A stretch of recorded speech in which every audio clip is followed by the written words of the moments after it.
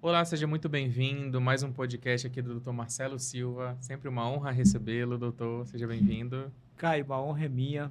Sabe como eu fico contente por vir aqui? Eu fico até ansioso para vir aqui a cada 15 dias. E hoje nós gravamos uns conteúdos muito legais, né? Conteúdos dinâmicos sobre o tema que a gente vai falar hoje, que são as hemorroidas, né, As doutor? hemorroidas. Vai ficar um material muito legal. Fique de olho aí nas redes sociais do doutor, né? Doutor Marcelo Silva, que em breve esses conteúdos vão estar aí disponíveis para vocês, tá bom? Hoje eu vou tirar suas dúvidas. Vamos lá. Primeira pergunta que eu vou lhe fazer aqui, doutor. Quais são os exames mais comuns para diagnosticar as hemorroidas? Exame físico é o mais comum, tá? Principalmente os homens. Os homens têm muito medo desse exame físico, porque no exame físico eu consigo verificar se tem hemorroida externa e no toque retal eu vejo a hemorroida interna. Também tem uns exames muito simples que é a anoscopia, que é um aparelhozinho transparente que durante o exame mesmo é praticamente indolor, você coloca dentro do ânus e você consegue ver as hemorroidas externas e internas. E ainda é muito comum, até mesmo hoje em dia, doutor, essa questão desse preconceito que os homens têm com essa região, né, na questão tanto de higiene quanto de saúde, eles ainda hesitam muito em fazer exames que É, relacionam essa área. tanto homens quanto mulheres, né? Esse ano, infelizmente, eu tive 2 episódios muito tristes.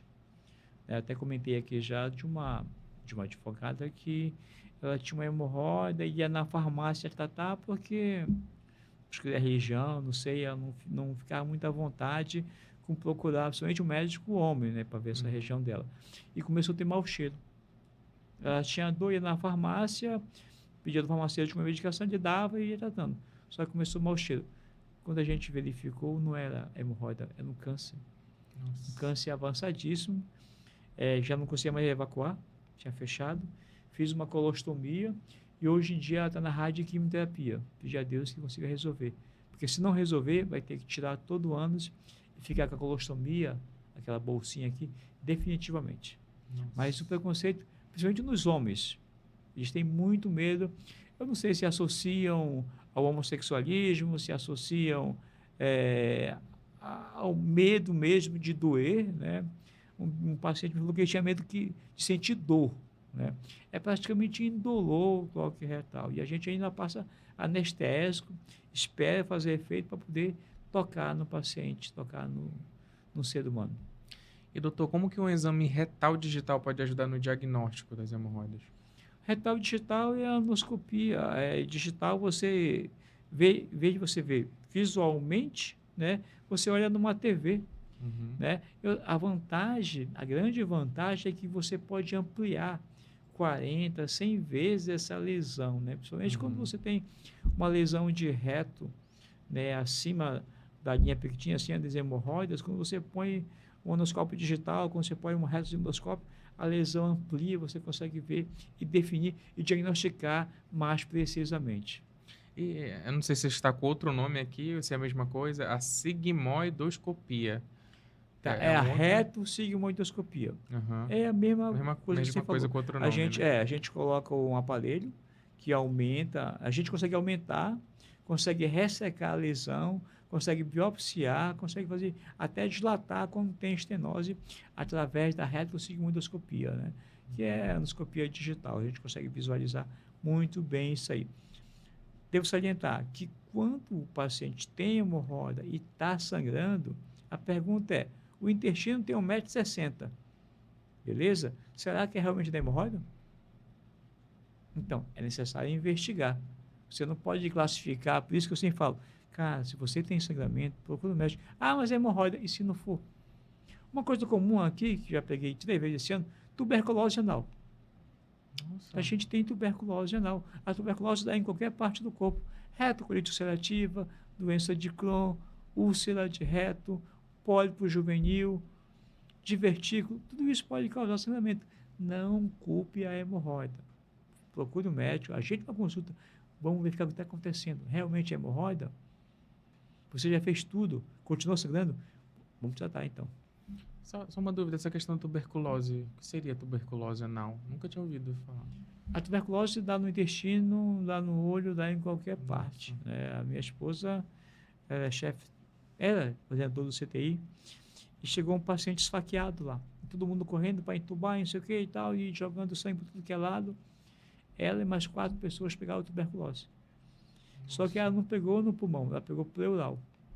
E fez um tumor entre a pleura parietal e a pleura visceral. Bem não. E o pulmão estava limpo. A gente fez 2 tomografias e foi diagnosticado câncer de pleura. Nossa. Só que os sintomas não batiam, né? E eu fui lá no Alfredo da Mata, conversei lá com uma médica muito gentil, esqueci o nome dela, mas a educação em pessoa, expliquei a situação, ela examinou, todos os exames dela negativos, ela disse, doutor, eu tenho certeza que é tuberculose, e é pleural, o exame dela é negativo. Vamos fazer empiricamente a medicação? A senhora que manda, agora. Mano, com 2 semanas, minha esposa estava totalmente assintomática. Claro, tomou por 2 meses, né? Mas foi uma loucura, porque 2 colegas médicos deram o diagnóstico de câncer, né?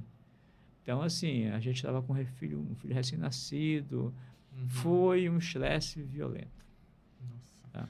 E um paciente, ano passado, que estava sangrando pelo ano, e a gente achou, eu também achei que era hemorroida, porque quando eu examinei, tinha uma trombose hemorroidária, tinha um pouco de sangue lá embaixo e tal, mas como é de rotina, é obrigatório, antes de dar qualquer procedimento, você fazer uma retoendoscopia. Tinha uma lesão. A priori eu achei que fosse em câncer, né? Apesar de o paciente ter 20 e poucos anos. Aí fiz, biopsiei, para minha surpresa, era tuberculose anal. Nossa. O tratamento é semelhante, é a mesma coisa, né? É uma bactéria que causa isso. Mandei para o Não, mandei lá para o Cardoso Fonte. Né? Ele foi tratado lá. O SUS dá toda a medicação. São medicação por 6 meses. O problema da tuberculose é que as pessoas, quando melhora do quadro clínico, suspende a medicação.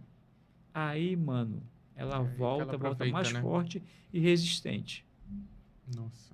E doutor, quando que é recomendado uma colonoscopia no processo de diagnóstico de hemorroidas? Beleza, o paciente está com sangramento anal. Tem 45 anos, está indicado, é obrigatório fazer uma colonoscopia aos 45 anos. Por quê? Porque é nesse período que começa a surgir os cânceres, os pólipos, né? Que esse pólipo mais tarde pode virar um câncer. Ele leva em média 4 anos para virar um câncer. É por isso que aos 45 anos a gente começa. Se o paciente tem 45 anos, tem estilo de vida desregrado, constipação intestinal, o intestino não funciona direito, está sangrando, ninguém pode dizer, afirmar, não, é hemorroida. Isso eu tenho certeza, não. A colonoscopia é espetacular, tá? É o do exame que eu mais gosto de fazer. Por quê? Porque eu consigo dar o diagnóstico, aumenta em 40, 50 vezes a lesão. Eu consigo tratar e o paciente, eu consigo retirar esse câncer na fase inicial e mandar o paciente para casa. Caio, tu não tem noção do desconforto que é você falar para alguém, ó, você está com um tumor, ele está muito grande, eu vou ter que te operar. É muito triste, você se sente muito impotente. Quando o tumor está localizado, você consegue ressecar, sem deixar a colostomia, beleza, mas às vezes o tumor está avançado, tem que ficar colostomizado, tem que fazer radioterapia, e às vezes, muitas vezes, é paliativo, não tem o que fazer. Tá? É só medicação para aumentar a sobrevida, que se ele tivesse feito uma colonoscopia, ela disse que tem acontecido. E agora, uma pergunta assim, até leiga mesmo, porque esses dias eu estava conversando com uma tia minha a respeito dessa questão de dar esse tipo de notícia para uma pessoa que médicos, eles são preparados para esse tipo de... Não, nós não somos. Não são preparados? Não somos. E como é que é para o Nós não senhor, somos. assim, Não, se eu não somos. simplesmente chega lá, Tá. se eu tenho o diagnóstico... Eu fiz oncologia antibloco, né?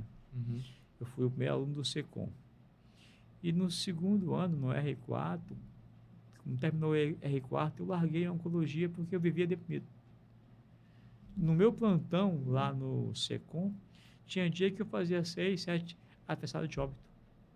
Nossa. E você fica muito impotente, né? Porque quando o paciente chega, ele chega andando, conversando contigo e tudo mais, né? Vou te contar um caso bem interessante. No R1 de oncologia, chegou uma mocinha de 21 anos, lá no SECOM, eu estava atendendo, disse, doutor, eu estou com dor no estômago há mais de 2 anos, mas ninguém queria pedir uma endoscopia. Aí eu fui no médico, fulano de tal, falei que tinha perdido o pedido. Perdi o pedido. Aí se podia fazer. Ah, o convênio não libera. Não, não é particular. Ah, não, então pode fazer. Deu isso aqui. Adenocarcinoma. Só adianta, eu examinei, pô. Não, deixa eu te falar. É uma cirurgia mais simples. Eu vou tirar só metade do teu estômago, tá? Umas 4 horas de cirurgia. Daqui uns 2 meses você está em casa com seu filho. Doutor, eu não posso morrer. Minha filha tem 2 meses. Não, você vai morrer não. Entre a cirurgia e o diagnóstico foram quase 6 meses. A gente chama de open close. Quando era o secou antigo ainda. Quando eu abri, fiz a incisão, que abri a barriga dela, o tumor estava todo espalhado. Todo espalhado. Nossa. Tá, todo espalhado. Só fiz abrir e fechar. Quando eu saí, é que você é muito jovem, mas eu secou antigo, não tinha sala de espera, tinha um corredor e tinha um banco de madeira e as pessoas ficavam ali esperando. Quando eu saí, o esposo estava com a filha no colo. Quando ele me viu, ele disse, caiu de joelho, abraçando a filha chorando. E foi acumulando, foi acumulando, foi acumulando, né? Para mim foi muito complicado, porque a gente não tem, ninguém ensina a cobrar, ninguém ensina a falar notícia ruim, ninguém ensina nada disso. É muito técnico. Te ensinam como ouvir, como operar, como tratar. Ponto. É assim que eu vou ensinado. Ouça, examine, dê o diagnóstico e trate. Então vai muito de profissional para profissional. O tempo, as porradas que você vai levando, os professores que você tem, que você vai ouvindo e prestando atenção, e às vezes até a parte ruim você aprende.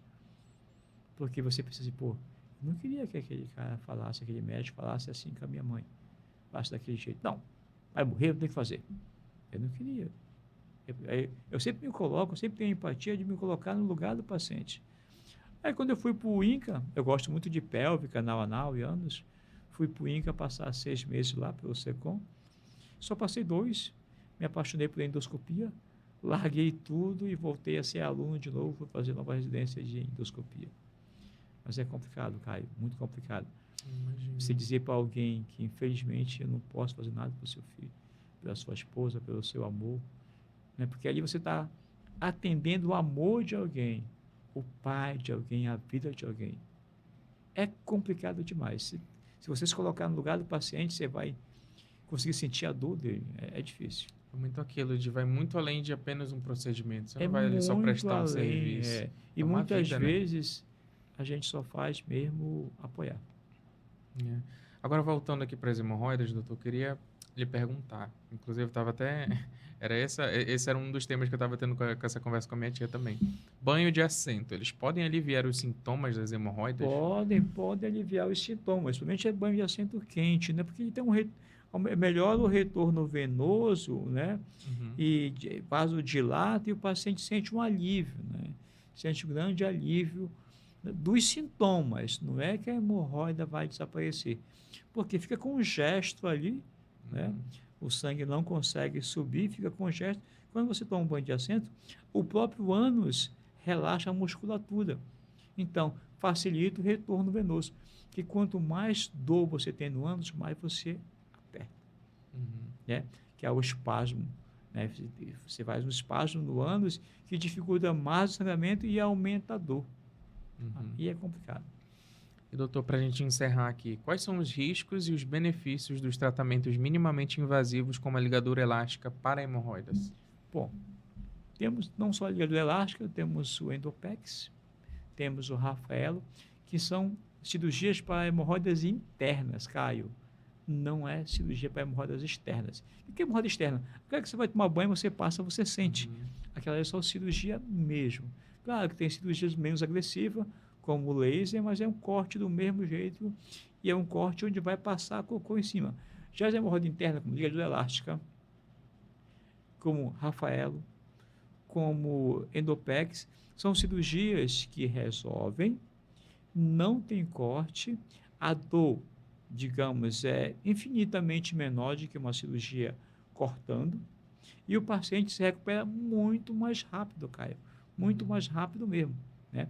Geralmente essas cirurgias, por exemplo, a ligadura elástica é feito só com sedação. E tem alguns colegas que fazem no próprio consultório. Eu não gosto de fazer no consultório, eu faço geralmente sedado. Por quê? No consultório tu consegue fazer só uma por causa da dor. Sedado eu faço com endoscópio e eu consigo fazer todas ao mesmo tempo. Rafaelo, Endopex, todas são cirurgias que terminou, o paciente pode ir do centro cirúrgico para casa, não precisa nem ir pelo quarto. Então é muito melhor. Claro, tem pacientes e pacientes, né? Sim, com Tem certeza. pacientes e pacientes. Você não pode uma senhora hipertensa, diabética, mandar para casa. Você deixa lá o dia inteiro, né, e no final do dia você dá a alta para casa. Entendi, que interessante, doutor. Queria lhe agradecer mais uma vez pela sua presença. Caio, como eu sempre estou encantado com você e hoje você se superou. Agradeço muito mesmo. Você é um cineasta maravilhoso. Muito obrigado. Obrigado você que está nos assistindo. Daqui a 2 semanas estamos de volta, mas nos próximos dias vamos ter conteúdos novos aí para você acompanhar na rede do doutor. Muito obrigado e tchau, tchau. Tchau, até a próxima.